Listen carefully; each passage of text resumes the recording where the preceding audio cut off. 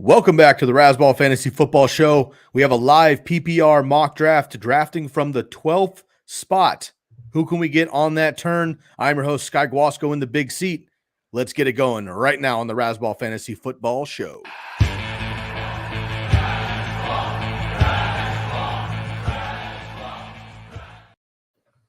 What up, everybody? Great to be back. Happy Monday, Mock Draft Monday, of course. Had a wonderful weekend. I took a trip out to Denver, caught a little baseball, caught a little music. We got Bob here in the co-host seat, which is always strange as he generally hosts the show, but he brings me in for the super intense mock drafts. He doesn't want to handle the pressure. Totally happy to take that off of him. So instead, I'm going to put him on the spot here off the bat. We were talking about some Vegas odds pre-show. Bob was making some pre-show predictions. I love to hear that. So let's get it going.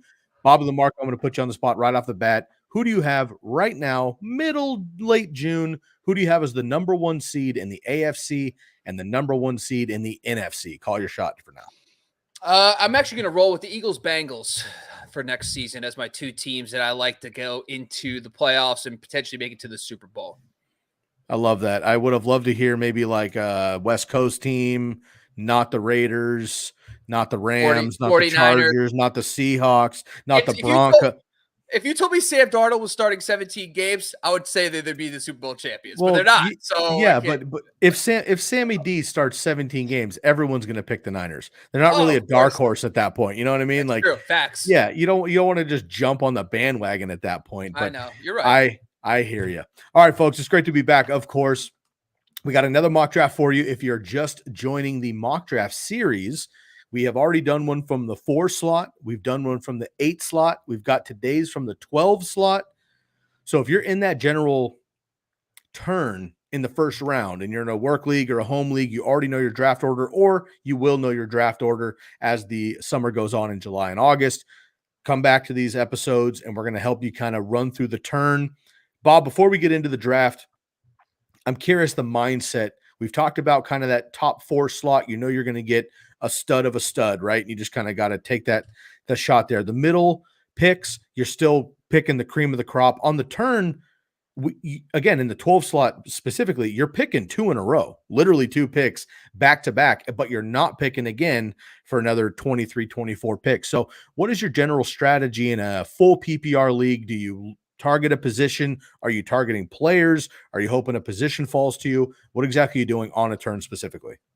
Well, first off, what's up, Jamie? Always a pleasure, man. Back on the show once again. That beautiful clean kitchen pie, a cherry pie, baby. I love it. You know what? You should start putting props back there. You know what, Jamie. You know what I have to say. I will call myself out. You did recommend and request a pie last time. I blew it off. No excuses. I'm not here to make excuses, Jamie. That's my bad. I dropped the ball there. I will do something revolving a pie for the next episode. Stay tuned. Gotta love it. Anyway, so when you get to the end of the 1-2 turn, I think you have your flag plants. And everybody, and not just people who are in the industry, but everybody who does fantasy football just has a guy they love. And they're higher on than the industry, higher than ADP. You're typically going to target those guys at the end of the first, second round. That's the first, that 1-2 turn pick. You usually get the guy. This year, it's probably Derrick Henry for me. If I could get him there, Cooper Kupp, if he falls, those are the kind of guys I'll be targeting. Position, I have moved away from RB only early on in drafts. I think over the last year or two, I've kind of realized that, I don't know, there's just more. People started getting too savvy, and now there's too many wide receivers. Travis Kelce's now a first-round pick, that the running backs are getting kind of pushed down. And now 3rd and 4th round running backs are starting to be a little bit better in value. So I'm okay waiting maybe for my first running back at that 3-4 turn potentially. You could probably get a guy much later in drafts. You know, the guys like we talked about in the last few weeks, Cam Akers, James Conner fall much later. You also have Dameon Pierce, who I just did analysis on. And man, I can't wait to tell you the stats on Dameon Pierce. You're going to laugh your ass off. Stupid. Kenneth Walker, those kind of guys. So I think I'm open to 2 wide receivers, but if Derrick Henry's there, I'm not passing. I'll tell you that right now. I love it. It's something I like to do in mock drafts. I don't know if I have the stones to pull it off on a game day draft, but something I like to do in a mock draft, if I'm on the turn, I can literally go running back, wide receiver, picks 1 and 2, 3 and 4. I maybe like say Mark Andrews falls or something like that. I'm going to pick a tight end. Say Josh Allen or Jalen Hurts is still there in the 4th round. Pick him as well. I know the unwritten rule in fantasy is you don't go early tight end and early quarterback. But again, if you're picking the cream, if you went Cooper Kupp, Derrick Henry, Mark Andrews, and Jalen Hurts, for example, 4 picks in a row, everybody would want that actual roster. Then you have 2 positions dealt with, and you can go running back and wide receiver after that because you're going back to back. So kind of a crazy strategy. We'll see what happens today. Once again, we are using the Draft Wizard from Fantasy Pros, not a sponsor, but a tool that we are using. I've been using the free version to show everybody what it might look like if you don't subscribe to it. We are subscribed. So I do have kind of the intricate tools here. I want to show you how it works, and we will get into it. We are again. One thing. Oh, good. Before you start diving into this, here's a mock draft tip for everybody. Don't always draft the players you want. You want to see how far your players will fall. The point of the mock draft really should be is to see, okay, can I pass on Miles Sanders in round 4 and 5? Will he fall to my next pick? Like, that's the point of the mock. So don't always go in trying to show like, oh man, look at this great team I got. The point is like, identify the players you do want, don't draft them, and then see if they fall around to the next pick. Because then when you go into your drafts, you have a better understanding. Do I really need to pull the trigger on this player in round 4? Will he go to round 5? Well, 75% of the mocks he did fall to round 5. So you wait, you play those odds, and now you can maximize your roster even more. So that's just another like tidbit for mock drafts. I totally agree. I like that a lot too. And Bob, when you're talking about, obviously, like you just said it, you like Cooper Kupp, you like Derrick Henry. Fine. If they're available coming up here, we're going to pick them because we want to. Another strategy, because it is a mock draft. Don't pick them intentionally, like you said, and see how far they fall and see what your team might look like in case you have to pick the panic button on draft day so you're not panicking during that time. You know what your alternate options are. We're running PPR.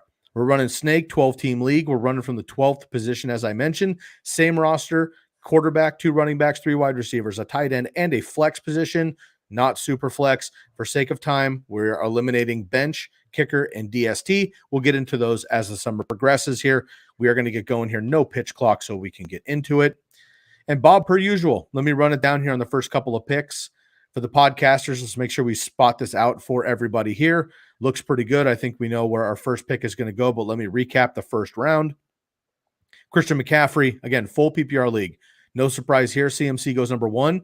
Justin Jefferson, Jamar Chase, Austin Eckler go 2, 3, and 4. We've done 3 mocks now, Bob. I'm pretty sure this is exactly the top 4 we've seen each time. So something to monitor there as well. Your boy Saquon Barkley at the 5 spot. Tony Pollard, number 6. I think there's a lot of mixed emotions there with Tony Pollard that high. Bijan Robinson, rookie, of course, in Atlanta, number 7. Travis Kelce goes 8. Tyreek Hill, 9. Cooper Kupp goes 10 off the board there. And Jonathan Taylor, number 11.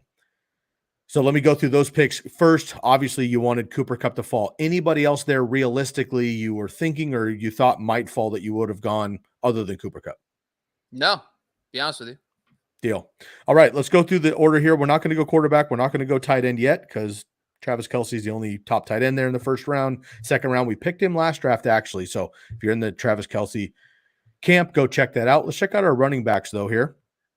The top recommended running backs, Josh Jacobs, Ramondre Stevenson, Derrick Henry, Breece Hall, Joe Mixon, top candidates. Wide receiver side, Stephon Diggs, CeeDee Lamb, Devontae Adams, Amon-Ra St. Brown, A.J. Brown, Garrett Wilson. So, again, we have 2 picks here back-to-back, Bob. Now, it doesn't matter who we pick where because literally it's back-to-back picks. But is there an automatic here? I believe we already know who that one is. But if we go that direction, what else you going to do here? You want to go double up on running back or do you want to split the positions? Yeah, I do. There's 3 players for me, and they're kind of obvious. I love Diggs, and I think Diggs would probably be my pick here. I have him up there. I think he's at my 8th or 9th in my top 150. You look at Buffalo; they just haven't. I know the Dalton Kincaid is the first round pick, but we've talked about this ad nauseum. It takes a while for rookie tight ends to really emerge. What else have the Bills done to really improve the weapons for competition? Listen, Josh Allen last year, by the way, and I think a lot of people, including myself, forgot we talked about this in the last show. Him and Justin Herbert got hurt with serious injuries last year that prevented them. They didn't miss time, but they really affected their play. So Josh Allen took a slight step back half of the season. And I think Diggs, in my opinion, was one of the people that got hurt because of that. And I think Diggs is going to bounce back to where he was just 2 years ago, especially because the target competition hasn't changed. So it's like, if anything, Khalil Shakur moving to the slot, another unproven third receiver, I'm in on that. Derrick Henry, I almost want to pass on him because I want to practice not getting him, because this is going to make me feel like I can get Derrick Henry all the time. But here's just what I want to talk about. So implied Vegas total of 7.5 wins. That's exactly what they had last year. Okay. Vegas is saying they have 7.5 wins. They went 7-10 last year, had a down year, and he still was the RB freaking 4 in fantasy points at 19.1 PPR points per game. That's not normal. Like, people got to understand, it's not just RB 4, 5, 19 points to like 17 to 16.5. That's what RB5 is. He's just that much better. And then Vegas is telling you they're probably going to be around the same they were last year, maybe even a little better. The dude's awesome in wins, by the way. His averages in wins versus losses is insane. But overall, I just think that we have to understand that Derrick Henry has got maybe 2 more really good years left. And for some reason, we think that he's not going to be able to repeat last year when the Titans sucked last year. If you don't go Derrick Henry, which other running back here would be your top pick in the first or second round? Ramondre Stevenson's my guy this year. He's my flag plant. I know people have talked about this. Go check out the RB show we just did over on Friday. I talk about Ramondre Stevenson a lot. The differences between Damian Harris versus without Damian Harris last year. I know Pierre Strong and Ty Montgomery might get passing game work. I do not care. Ramondre Stevenson, listen, he got 16 carries in the games without Harris. He got 10.5 with Harris last year, in that range. Carries are not valued touches, but on average, overall, you get about 0.5 points for every carry you get in the NFL for fantasy points. So just getting 6 more a game, that's almost 3 more points a game just from those carries. So I'm in on Stevenson. So it would go Henry, Diggs, Stevenson for me. All right. Well, we got 2 picks back to back. Go ahead and make the executives. We'll go Henry first. Now, if you're going to Henry and Diggs, let me just bring up one more thing, because I'm in a keeper league. It matters when you do this sometimes. If you're in a keeper league, Bob, and you're looking at next season where you keep a guy in the same round or something like that, if you had Henry and Diggs, which player are you picking first or second based on next year's potential to keep them? Do you ever keep that in mind when you're drafting in a keeper league? Yeah, of course. It makes a ton of sense. Yeah, obviously. I mean, keeper league, probably year over year, you're probably going to want Henry for the short term for the next year or two. But if you're thinking this is a fresh start and I got to think for the next 10 years, you're going to take Diggs in round 2. It makes more sense there. But I'm in a keeper league where it doesn't really matter that much, but I hear what you're saying. The only player I do want to talk about is Josh Jacobs, because Jacobs was awesome last year. He was one of the elite running backs in fantasy football. But here's something I found out recently about Jacobs that I want to bring up is that, listen, Darren Waller and Hunter Renfrow last year missed a ton of games. So essentially, they were trotting Derek Carr out there with Matt Collins and Devontae Adams, Foster Moreau, and they leaned on Josh Jacobs. But there was 6 games where Hunter Renfrow, my apologies, and Darren Waller both played. Now, remember, they've drafted Michael Myers or Mayers? Michael Mayer. I'm thinking Michael Myers, like, horror. This podcast is a horror story anyway. And then they also brought in Jacoby Myers, and they still have Hunter Renfrow. But I saw the split. So the thing is, his carries went down by 5 from 21.8 to 16.7 in the games where he played with both Hunter Renfrow. I keep saying Hunter Renfrow and Darren Waller. His fantasy points, I don't even want to tell you because it doesn't make sense. But let's just say it was 2 touchdowns worth of production. But overall, the thing that really stood out to me was this drop in carries, but also the targets. It dropped from 4.5 to 2.3. So when there was more weapons on the field, they leaned a little bit more towards the pass, but not towards Josh Jacobs. So I do think that he's still, in my projection, I still have him at like 16.5 PPR points per game, which is still solid round 2. But it's just something to think about, when there's more competition for targets this year. I've been a Josh Jacobs hater from day one. Obviously, last year I got burned because he blew up whatever, but I'm going to go back on the train and just assume that he gets faded. First of all, he didn't miss a game last year. That's massive for him. His carries were up like 70 from a career high, which is great. Josh McDaniels likes to do that, but we were all anticipating multiple running backs from the New England scheme coming to Vegas. Their running backs outside of Josh Jacobs in Vegas were terrible, so they couldn't run multiple running backs. He ended up being the pass catcher and the goal line guy and in between the 20s. 1,600 yards, obviously 500 more than his career high. Solid 5 yards per carry, which is great. Stuck over 50 receptions. If he gets that again, that's awesome. But career highs across the board. I do his trend there, 19-9, 13-3. Let's just hope it does bounce back for me in the first round, early second round. I'm not gonna roll with that. So I'll go with you here on Stephon Diggs. Jamie did throw in the CeeDee Lamb. Is there anything you want to mention about CeeDee Lamb and the potential potency of that offense there? Well, I think it's a subtle change, but I think Mike McCarthy's now going to be the play caller. And I think that moves away from Kellen Moore's style. And now you have Brandon Cooks and a more healthy Michael Gallup. So the target competition will be much stronger. I know Dalton Schultz is now gone, but at the same time, last year we saw a sample size when they didn't have Dalton Schultz. And believe it or not, Hendershot and for some reason, Camp Ferguson, they actually both played decently well and got a bunch of targets because Dak loves targeting in the middle of the field. That's where CeeDee Lamb's going to do a lot of his damage. The only thing I'm hesitant about is, number one, when you think Brian Schottenheimer, who's the new OC, you don't think pass-heavy offense. You think, like, let's run the football, like back in Seattle with the Jets with Rex Ryan. Like, that's Brian Schottenheimer. His dad invented Marty Ball, which is like, let's run the ball 40 times a game with, like, Parise Holmes and Larry Johnson back in the day. But I think – so that worries me a little bit. You could see maybe a slight turn towards maybe a little bit more running, but they just got rid of Zeke. So can they do that? I don't know. But I think Lamb is solid. I love Lamb. I love that he is going to play. He's going to be a slot receiver. That's basically what he's going to be. Probably the best in the NFL. And the one thing I will say with Schottenheimer, Doug Baldwin and Tyler Lockett were with the Seahawks, and they both played very well as the primary slot weapon for those offenses. So I'm good with him, but I'm just not going to take him over Diggs. They did, but they're not number one wide receiver good. So I'm with you there. Jamie, not a bad pick. Maybe if we're in like the middle of the second round, or maybe Diggs is off the board, I think, Lamb maybe becomes that next guy we would target. But in that particular case, we wouldn't. Bob, I'm going to blast through these 2 rounds. We got a lot of names, obviously, because we're on the turn. We don't need to talk about everybody clearly, but just pick one name in each round that you would have liked to see maybe fall, or somebody we haven't talked about yet. After our Henry and Diggs, Kenneth Walker, A.J. Brown, CeeDee Lamb did go after A.J. Brown. Amon-Ra St. Brown, Jacobs, Chubb, Ramondre Stevenson, Etienne, Garrett Wilson, Devontae Adams, Mark Andrews. On the turn, Breece Hall, Jalen Waddle, Devonta Smith, TJ Hawkinson. So our 3 top tight ends are off the board in the first 3 rounds. Aaron Jones, Najee Harris, kind of clearing out that top tier running back. T. Higgins, Keenan Allen, Chris Olave, DK Metcalf, and Javonte Williams right before our 2 picks here. Pick a name or 2 here we haven't discussed yet. Well, I got to tell you, Walker, what is going on with Walker? I feel like when we did this 2 weeks ago, he was in round 5. 4th round, talking. Now he's going second. I mean, that's insane.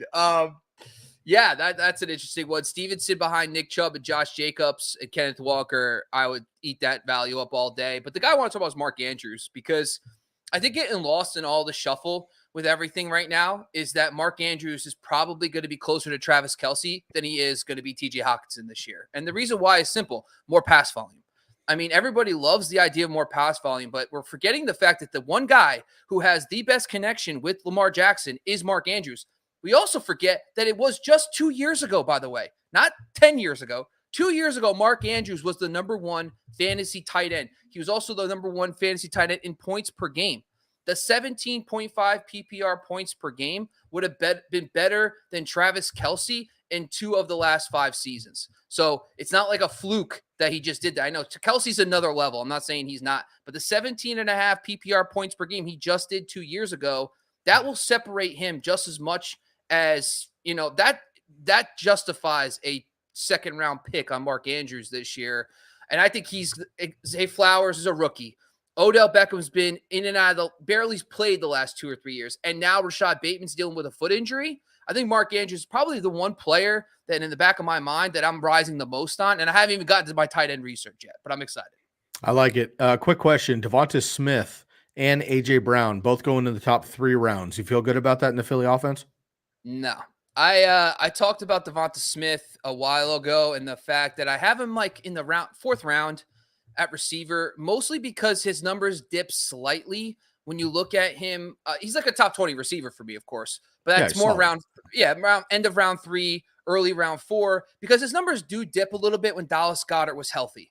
Because it's a lot to ask when you have Jalen Hurts running, they run the football a lot, then you have Dallas Goedert, A.J. Brown, and also Devonta Smith. It's not a huge difference. It's not like like 3 or 4 points, but it's enough to make him more of like a mid-range to low-end wide receiver 2 than where he's being drafted. I do agree. He's went as the 12th wide receiver off the board here in this mock draft.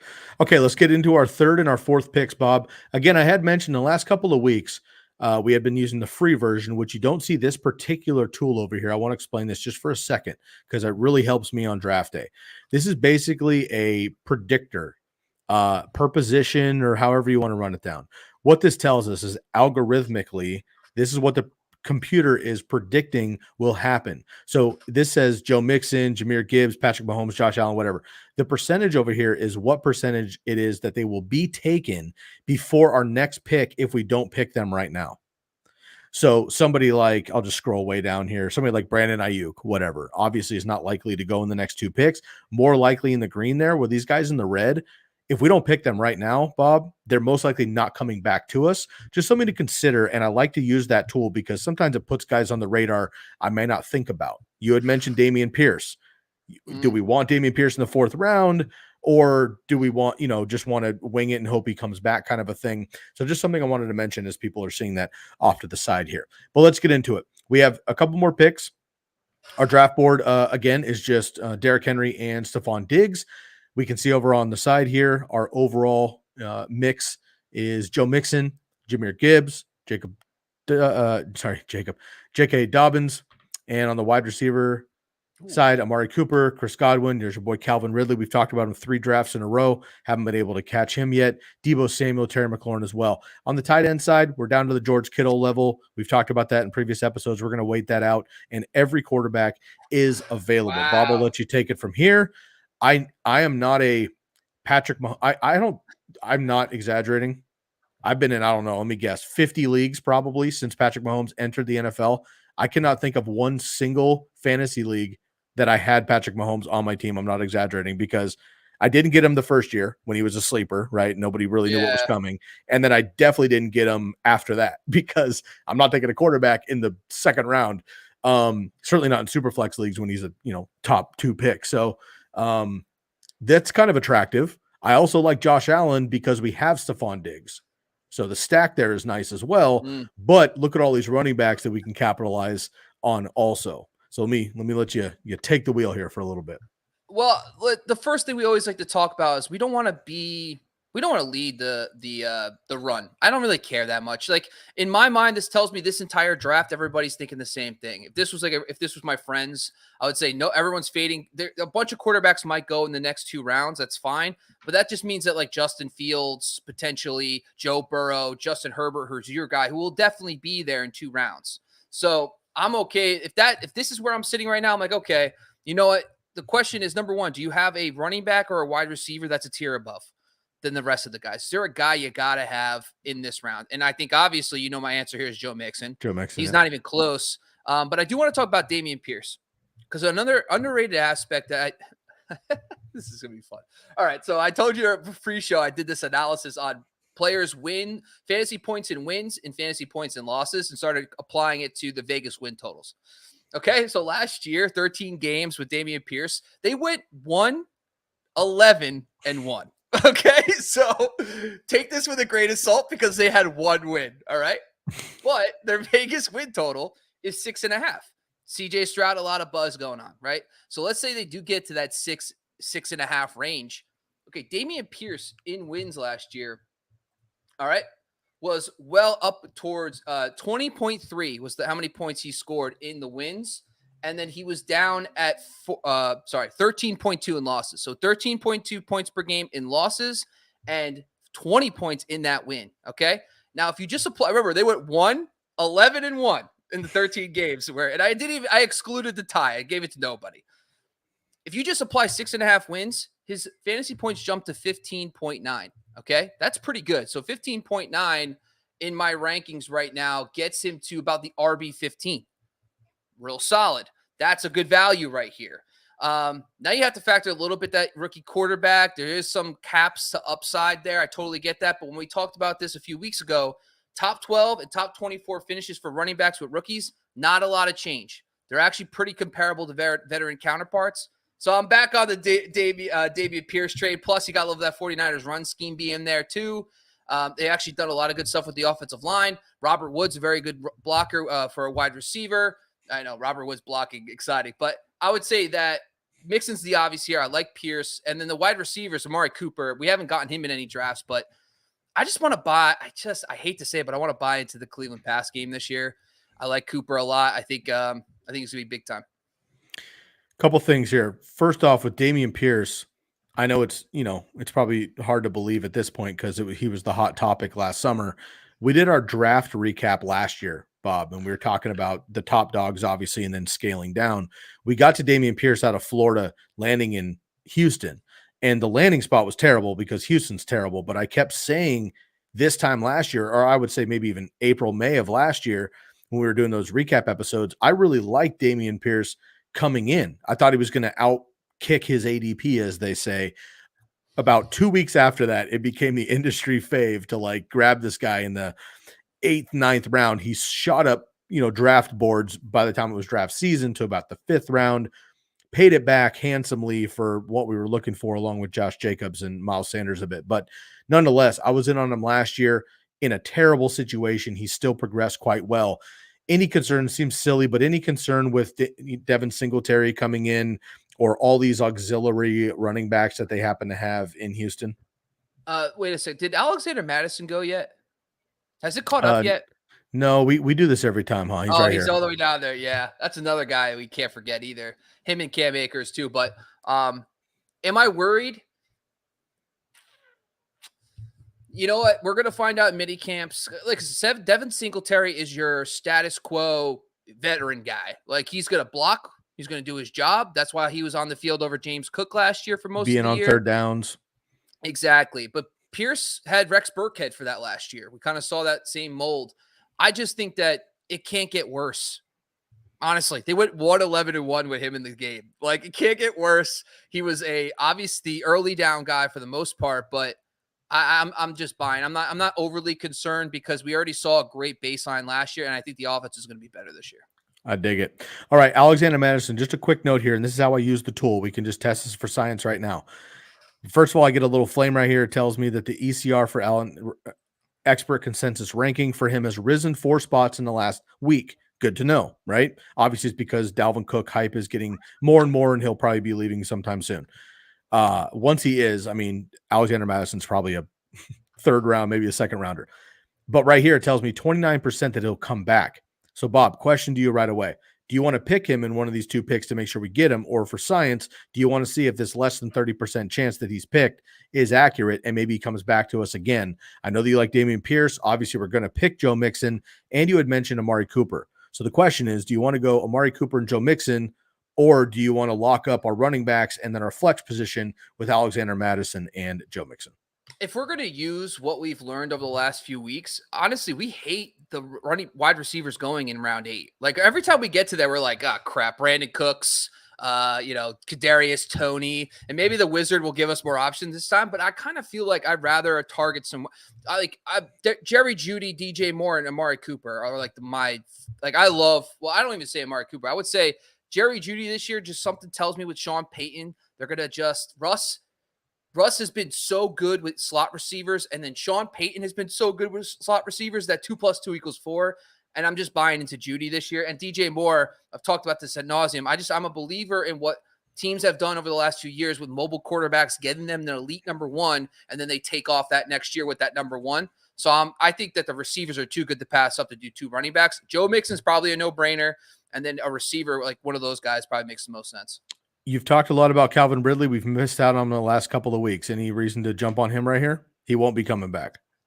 He won't. I think really it comes down to my top 150. And I got to tell you that I've been spending a lot of time on running backs right now. So my teeth aren't sharpened yet on wide receivers like it should be today. But just from like a preliminary thought process and what I've done so far, I actually have Amari Cooper, Jerry Jeudy, Calvin Ridley, DJ Moore in that order. So wow. They're like right back to back in my rankings, but I am leaning Cooper right now. I just think that Deshaun Watson's going to take off this year. Okay, we've picked DJ Moore, I think, in both other rounds. We've missed out on Jerry Jeudy in both. We've contemplated a lot of these guys down here, Pittman, Lockett, London. We talk about them every draft. What I'd like to do here, again, it's mock season. Let's roll the dice, if you will. I'd like to go with the top 2 players here that make the most sense for me as well. Joe Mixon's an automatic. Amari Cooper's an automatic. I'm hoping Jerry Jeudy and or Alexander Madison come back on the turn. If not, we're going to play it as is. Is that fair? We'll go with these 2 guys at the top and hope one of those guys come back on the round. It's your show, kid. Whatever you want. Deal. All right. And let's go Amari Cooper. And then we will go with Joe Mixon. Oh, baby. Oh, baby. Well, we lost Madison like the first pick. He was gone right off that. There he is right there. Jerry Jeudy and Cam Akers just went. They just went back to back. Look at this. Look at this run. Just kicking us right in the kneecaps.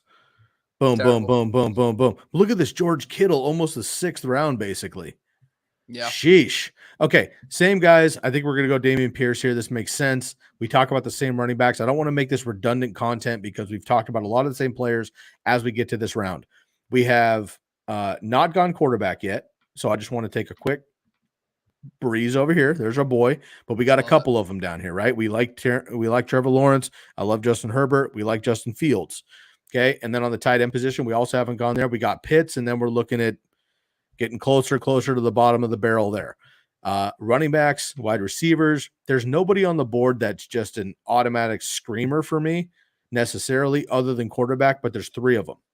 So what are you feeling stylistically now with our roster of 2 running backs, 2 wide receivers? Feel really great about all 4 of these players, but now we need to start looking beyond. I think this is the part where when you do a balanced draft like this, you keep your options open. You can kind of go with, this is where I think, okay, is there a difference maker at each position that I can have? You know my feelings about Justin Fields, difference maker. However, the way the draft has gone so far, if you pass on Justin Fields here, there's a good shot that, I mean, listen, Herbert, Fields, Lawrence, Watson, Dak, all solid options for fantasy football. Maybe not Dak for me so much, but I think Fields is a difference maker for me. Now, if you scoot over to the tight end position, another onesie position that we've kind of waited on, for me, the one guy that I've really liked a lot is Waller. I just think that Brian Daboll, and listen, I know this is going to go way back, but when Brian Daboll, before we knew Brian Daboll as Brian Daboll with Buffalo, Brian Daboll had a very small, he was a whiz kid like a decade before that. He was with New England, and then he got a couple OC jobs with Miami, Kansas City, and also with the Cleveland Browns. Well, through my research, I found out a good old man named Ben Watson was his number 1 target one year, so he has no problem doing it. Yeah, so there is no problem there, and I think that he's the number 1 target on that offense, and I think Daniel Jones is going to target him relentlessly, and I think he's a solid difference maker there. So I would say Waller and Fields there works. When you look at running backs, though, there's my boys, my sweet angels there. James Conner, Dameon Pierce. I just got excited about him when I was doing my research. I talked a little bit about David Montgomery on Friday's show. Everyone's going to talk about the 17 touchdowns and the 15 touchdowns or 14 touchdowns inside the 5 or on the goal line for Jamal Williams. People got to realize that was an absolute outlier of a season. Only over the last 10 seasons, only 3% of teams had over 30 carries inside the 5 in a season. Only one of them repeated the next year. And on average, they lose 12. In his career, David Montgomery averages 35% conversion rate. Once you start factoring all in, he's due to lose about 6 to 7 touchdowns. That's still good. But 10 touchdowns versus 17 for a guy who's going to secede most of the passing game work to another running back like Jamal Williams did last year, you're talking about RB30. No, thank you. I'm not interested. Nope. I don't see the upside. And then receivers, I don't know what you got here, but we talked a lot about Drake London. We're in on Drake London.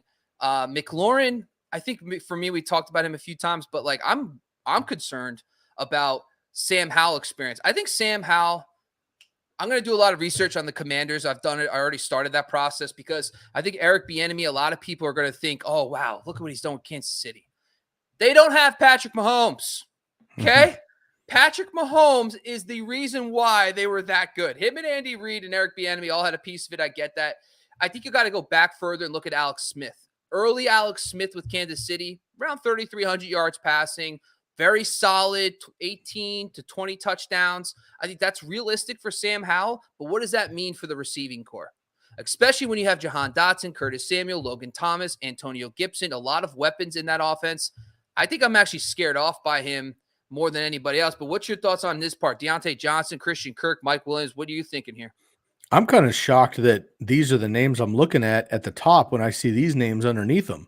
I love Mike Williams, Brandon Ayuk, Mike Evans. I mean, I understand there's question marks and things, but just like per player, it's surprising to me. But yeah, I mean, for me, we need to go quarterback here. Again, my predictor tool tells me that those 3 top quarterbacks are not going to be here. So the question is, Bob, not necessarily who do we want from them, because I think we would agree. I mean, we'll split hairs with Fields and Herbert, but different styles of fantasy quarterbacks, whatever. But then the question is, if we don't go with those guys, are we happy with Dak, Watson, Tua, Daniel Jones, Kirk Cousins, whatever, in the next round? They're not top tier running backs or quarterbacks that can give us good weeks, but they're not necessarily league winners. I mean, Deshaun Watson was. We'll see what happens with him moving forward. But, again, I like Dameon Pierce too. He's kind of standing out for me. Wide receiver, I think there's a number of names that we can get into. And then tight end position, I don't love the rest of these guys. Again, like really moving the needle. So for me, the jury's still out on Kyle Pitts. I think we've picked him 1 or 2 of these leagues, so I'd be okay with Waller there, although the prediction tool would tell us, to go with Pitts there. But I personally think we should go quarterback, tight end, lock up the 2 at the top positions, and then because, again, this predictor tool down here tells me, it's not likely that these guys are going to be, a lot of these guys could still be available down here on the way back. So we have a lot of picks, but for me, I'd rather not miss out on the top tier potential to separate, because we already do have running back and wide receiver pretty much handled. It hurts that a lot of guys I like are here at each position. If you went any of the positions, I'd be okay with. Justin Fields, to me, difference maker. Darren Waller, difference maker. The difference is, though, those for me, I would be secure with the rest of the draft. I'd be done. If I waited another round and I took a tight end quarterback, then I'd probably take a late quarterback tight end too, just to see what goes on the first couple weeks. Because you start getting into, let's scroll down a little bit, maybe like the Daniel Jones, Tua. Like Tua's 1 concussion from being done with his NFL career. I know Tua is going to be awesome, but I actually don't mind Tua and Daniel Jones for their upside. Plus, like a little bit of their floors have been pretty, especially Daniel Jones with the rushing. But like, I would definitely want to pair them together. Like, I would say I want both, just see how it goes. Maybe because by then, by the way, too, probably 8 of the 10, or I would say 9, maybe 9 of the 10 team, 9 of the 12 teams are going to have a quarterback. So a lot of teams aren't going to be taking second quarterbacks either. So you might be able to piggyback over the next few rounds a double quarterback. But here, love Justin Fields, love Darren Waller, in for both those guys. I totally agree. Aiden has a quick question here in the chat. We did talk about him on the last episode, but quick thoughts on Mike Evans with who knows what at quarterback this season. So, oh man, this is like a journey I'm excited to go down. So if it's Baker, which, by the way, I DM'd Rick, one of the beat guys from Tampa Bay, and I was like, hey, who's winning, Kyle Trask or Baker? And he said Baker is leading a little bit right now. So knowing that, and knowing that they have Dave Canales, the new OC for the Tampa Bay Buccaneers, who is a QB coach and was with Seattle for a decade. Now, remember, the good news is that Dave Canales comes from a system where he has featured 2 receivers. As recently as DK Metcalf and Tyler Lockett both have very productive seasons with Geno and also Russell Wilson. So the system has been conducive for supporting Godwin and also Mike Evans. So that gives me some excitement there. Baker, on the other hand, it is a little, we don't know, but it's not unheard of that Baker could support 2,000-yard receivers. He did it pretty close with Jarvis Landry and Odell Beckham for a season. However, it hasn't been consistent. And the other problem is the Bucs offensive line. Woof. It's just going through turnover. They got rid of their left tackle. They've lost so many pieces over the last few years. That's what happened to Tom Brady. The weapons were all still there. I mean, listen, they changed a little bit on the play calling side a little bit because Bruce Arians left, but it was the same offense. What happened was Tom Brady had no time to throw. So I think you could probably view Mike Evans probably similar to how he was last year. I think that there's not going to be much of a drop off. I think they're going to make some corrections in the offensive line, but I'm not excited. I just think the problem is that we're fading him too much now. Like he's just fallen Yeah. so much that if you're getting him in round 6, 7, he's going to be fine. Mike Evans is a stud, and Baker's competent enough. We've seen it so many times. Yeah, I totally agree. And we did talk more about him on the last episode. Aiden, if you haven't been able to check that out, please make sure to scroll back here on the YouTube channel for the 4 spot and the 8th spot in our previous 2 mock drafts. We did go with Mike Evans in one of those picks there, and we went a little bit more in depth. It blows my mind, Bob, that he has not caught 100 passes in any single season. That's wild. I'm a bit concerned that he doesn't get double-digit touchdowns. It's going to make him fall off, of course, and we know his historic best ever literally streak of 1,000 yards per season. I think they force it to get him there, assuming he stays healthy, but how is he going to do it? It might be pretty ugly. So I agree we're going to pass. All right, let's get these picks in. Do we agree on Justin Fields here? This is your call, buddy. Yeah, I mean, I'm a Herbert guy, but it makes sense. If I'm on the clock, I'll probably go Fields just because, again, the rushing upside is such a cheat code with this. Love Justin Herbert. Don't tell him I didn't pick him right here, but I am going to go Fields. And then for me, I'm going to go Kyle Pitts as well. I know we've been disappointed. I know we've been somewhat let down, whatever, but the potential here is, again, through the roof. I do think that the Falcons take a big step this year. And then we have Darren Waller too. So I went with Fields. I'm going to go actually Darren Waller, who I had mentioned earlier on with the upside there. So we're going to do that. And we are good with our 2 picks. Tight end and quarterback. Bob, because of our short roster and sake of the podcast timing, we have a wide receiver position and a flex left. We do not have any quarterbacks, any tight ends left. I'm not going to read the draft board. We're down here in pick 7-12. Just a few of the names that went in this range from 7-4. Mike Evans did go early 7th round. Then we had Herbert and Lawrence go back to back. Traylon Burks, you and I have been excited about. We talked a bit about him in a previous episode. Pat Freiermuth, James Cook, Dalton Schultz, and George Pickens go before us. Again, we have back-to-back picks. These are our last 2 picks of this episode, running back, wide receiver only. We always see the Alvin Kamara conundrum, but we don't know what's going on with this particular, suspension and all this stuff. So just for sake of not being realistic, I'm not going to pick him. Although obviously if he's whatever, I mean, again, we talked about this last time. Let's just kick him out for 6 weeks. You pick him up in the 8th round. Yeah, makes sense. Okay, maybe we will. How about the wide receiver, though, position? We've come down to the same exact crowd every single time. This is where we're at because of the way we pick. Again, we can go wide receiver. We can go wide receiver, running back. You know what? I'm going to make it easy here because I think this would be an automatic for people. If Alvin Kamara isn't in this round and things get back to normal, whatever. He's in the 5th and he's gone. Anybody else down here in the kind of RB2 on their team, PPR guys, Jamal Williams, who you're banking on strictly touchdowns, whatever. Is there anybody else down here that you would be excited to get some value on with potential? Well, I want to talk quickly about the Commanders running back situation. A lot of excitement about Antonio Gibson kind of getting more passing game work. And I just kind of alluded to this a little bit earlier with Terry McLaurin. I think the problem is we automatically look at Eric Bieniemy. I did some deep dive on the running back situation. I actually looked at the 2013 to 2017 seasons and how many fantasy points running backs had with Alex Smith at quarterback, okay? So on average, they averaged 25 PPR points per game as a whole unit, okay? So all the running backs on the roster average 25 points per game. Why is that important? Well, Gibson and Robinson are going to split the work. So last year, they only played 7 full games together. Like, listen, Robinson got shot last year, okay? I don't want to hear any more inefficiency talk. You could do whatever you want, but you're an idiot if you're going to talk about him. He got shot in the leg, like right before the season. Oh, yeah, he was so inefficient last year. The dude came back from getting shot in the leg. Oh, it's so ridiculous. Anyway, so what I did, because I just am a normal human and realized the guy got shot, I looked at the last 7 games they played together because Gibson missed the last 2. Over that span, Robinson outtouched Gibson by a decent amount, but it was pretty close. 53% of the fantasy points went to Robinson, 42% went to Gibson, and about 6% went miscellaneous to other guys. Okay? If you just look at the 25 points per game, Robinson averages about 12.4. This would be his projection, about 12.4 PPR points per game. Gibson's down at 9.8. So in my opinion, I'm going Robinson this year. I think Robinson is going to be the Isaiah Pacheco. I think Pacheco's role in the Bieniemy offense is more predictable with the quarterback play than the Jerick McKinnon role, which relied on Patrick Mahomes throwing 650 times and also having some And listen, you can make an argument the Commanders' receiving core is better, not tight end included, of course, but the wide receivers are better at Washington than they are in Kansas City last year.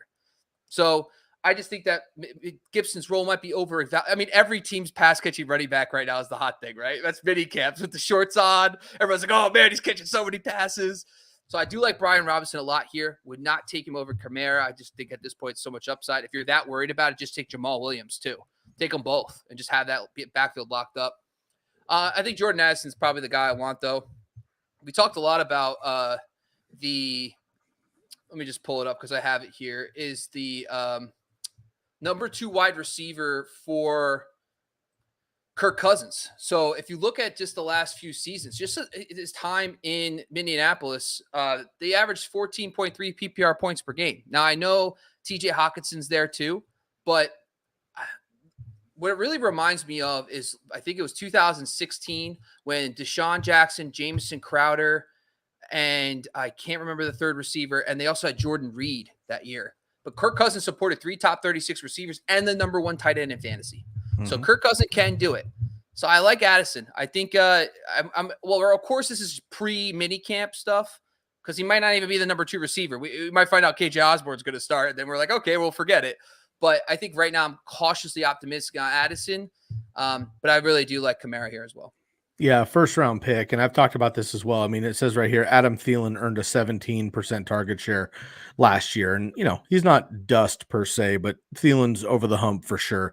If this kid gets a 20% target share, we know that double coverage, 2.5 times coverage is going to be on Justin Jefferson, obviously. And we know that Cousins are going to force him the ball. But what we have seen over the last couple of years with Kirk Cousins is he will do that, but also in the red zone, which is frustrating if you're a Justin Jefferson fantasy manager, is that he's not hyper-targeted in the red zone like, say, a Devontae Adams is, because he's triple covered and Kirk Cousins gets scared, so he goes to everybody else, which actually benefits a guy like potentially Jordan Addison. I'm with you. I mentioned this when he got drafted. I love this kid. Watched him a lot at USC as a Pac-12 guy, so I like this pick a lot. The only other guy I'd be interested in here that we have talked about also is Jahan Dotson. But again, what's going on with the Commanders quarterback room. And then we also talked about, JSN, Cortland Sutton, Kadarius Toney, Smith-Schuster, Bateman, Cooks, Davis Myers. We've talked about all these guys in too much length, to be honest with you, over the last couple episodes. So go back and check those if you'd like to. But I'm going to go with Jordan Addison to round up our draft pick. Bob will run out a couple more. We're going running back heavy next draft because I don't want to talk. I mean, wide receiver heavy early next draft because I don't want to talk about these receivers anymore. Yeah. I want to just have those spots filled up. So this is good. I want to mention this because I've been saying that basically you don't get a grade if you don't have the paid version. We have the paid version, so I get the grade. The 70% in late June, I could care less about. It is interesting to watch and see why did we get that grade. This grade is based strictly on the expert consensus suggestions. So when we see a guy like tight end, we see a guy like Kyle Pitts recommended by the pros on Fantasy Pros higher than Darren Waller percentage wise, like more experts pick Pitts than Waller, and we go against that in that particular pick and pick Waller, that's going to affect our grade. But we think that apples to apples, we want to go with Darren Waller. So that's why it is. Also, I'll tell you right now, Alvin Kamara kills this grade because he's not even playing right now. So there's a lot of different question marks here, but that's why you get the grade. So am I worried about a 70 out of 100, C minus? 100% no, especially because we don't have depth and we don't have all this other stuff. So I'm not worried about that at all, but that's what it looks like. We haven't been able to see it yet. Bob, I'm going to run through our team one more time and just give us your last thoughts. So again, at the quarterback position, we did have Justin Fields. Running backs are Derrick Henry and Joe Mixon. We love that, assuming they stay healthy and, remain top 5 options there. Stephon Diggs, Amari Cooper, and Jordan Addison are our top 3 wide receivers. Again, we don't have a bench, so we have no idea what our depth might be. Maybe we get like a Brandon Cooks in the 8th round, and he's our flex week 1 or whatever instead of Addison. We don't know that, so we won't talk about it. And then our tight end is Darren Waller. And, of course, we have the kind of hybrid Alvin Kamara. We know who we missed out on, and we can maybe capitalize on that next time. But how do you feel about the team overall? Is there any particular position you would have said, should have waited on Fields, or we should have gone earlier on tight end, or Alvin Kamara is silly to pick, we should have gone with somebody more consistent in that position or anything? How would you change the roster, if at all? No, it's good. And this is the other thing too, is when we talk about runs, when you're at the end, right? You got to be a little savvy in the sense of like when we picked Fields and Waller, there wasn't a big time run, but the rounds before us, we saw the quarterbacks start going a little bit. We saw Mahomes, Allen, Hurts, and then Joe Burrow. And then when it got back to us, we're like, you know what? The next round, people are going to, that's when you know you're in that middle of that run. That's when you pull the trigger. So Sky did a good job, pulled the trigger on a quarterback there. Same thing goes with the tight end. George Kittle went right before us. Goddard went in those 2 rounds. For us, there's a clear drop off there. But so when you're at the ends, beware of where the runs start. And if you see a guy, and listen, just because there's a run doesn't mean you have to make a pick, right? If you don't feel that Fields and Herbert are a tier above, Dak Prescott, Deshaun Watson, etc., then don't make the pick. Wait another round. I'm only saying if you see the run happen and a guy in a tier above the rest of the guys is there, pull the trigger. If he's not, then you just wait, take more running backs, wide receivers. I love it. That is going to wrap up the top, the 3 original mock drafts that we have. We're going to be doing mock draft Mondays every Monday for the rest of summer. Make sure you're tuning in. But we've done the 4 slot, the 8 slot, and the 12 slot to give you an idea of the top 4, the middle rounds, and of course on the turn. We're going to be back next week with another one. We're going to start doing some super flexes. We're going to start doing some alternate roster formations. Make sure to comment below. And Aiden and Jamie, we appreciate you both being heavy in the comment section here, chatting with each other and us as well. Feel free, everybody, to jump in that comment section live as we're getting going here. And I want to make sure that you all are kind of encouraging the way that we're doing these mock drafts, because we're going to be going through the rest of the summer. Bob and I do this all day long. We've done every style of mock draft, whatever. We want your recommendations. Okay.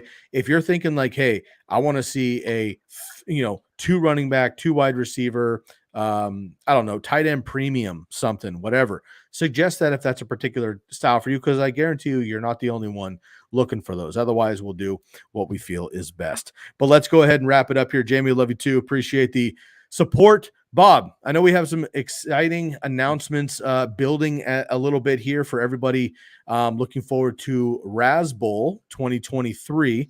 Can you give us just kind of an update and what we're looking at on that, and then sign us out here and let everybody know where they can find everything Raz Bowl? Yeah, so every single year, if you're new to Razzball, we do a tournament where a lot of people in the industry from CBS, etc., are on there as well. You get to compete against some of the main level guys who listen to our podcast on the Razzball. All you got to do is go to Twitter, type in Razzball, and you'll find it. You also can find it on our website at Razzball.com. Click on the NFL tab. There's a Raz Bowl article. All you got to do is sign up, and we'll get you into the tournament. Really exciting stuff there. It's a lot of fun. You get to compete against me and Sky, the whole entire Raz Ball team, and some really, really good experts. Also, make sure you're following us across the board at Raz Ball Fantasy on YouTube, IG, and TikTok. And, of course, make sure you go over to razzball.com. We got articles going all off-season long. Check out our new show, football. We got great new shows on Raz Ball. So make sure you subscribe to the Raz Ball Fantasy YouTube channel, because not only is it just me and Sky, but it's a bunch of us, and we're having a great time. But go check it out. Thank you for listening and joining. We love you. You can find Bobby Lamarco on Twitter at Bobby Lamarco, Lamarco. You can find me as well, Sky Guasco, Skyguas, as in San Francisco Super Bowl champions, CO. We'll catch you next Monday, everybody. Thank you for tuning in. And once again, we are your hosts here on the Razzball Fantasy Football Show. Check out the podcast as well. Download and subscribe. Leave a 5-star rating. We will catch it next time. We will catch you. We are out of here.